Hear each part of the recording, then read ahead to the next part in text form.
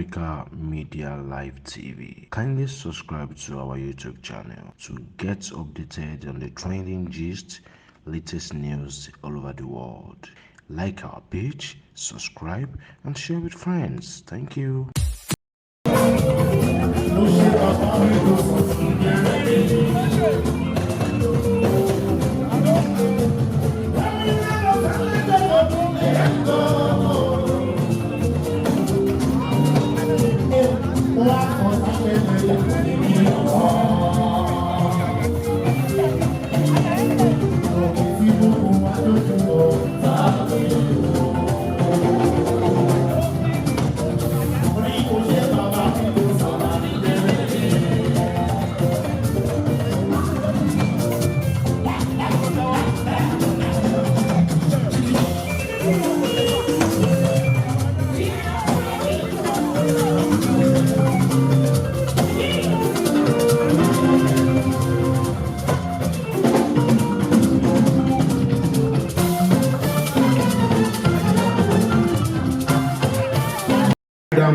God bless you.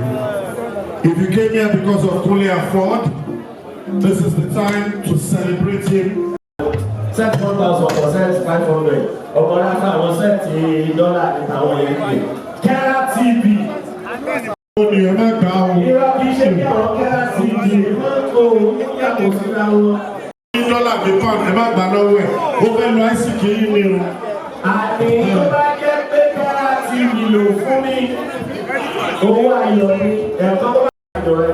Alright, so friends, African, can we have all of you?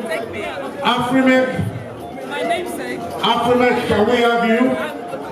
As the youngest 50-year-old in the world.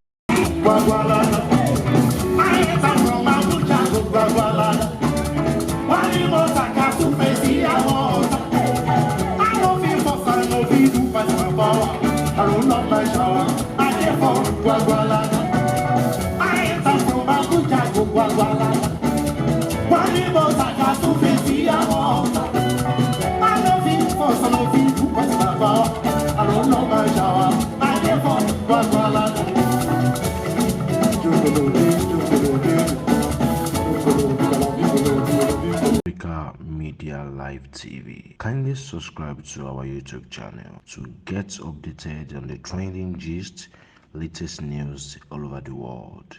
Like our page, subscribe, and share with friends. Thank you.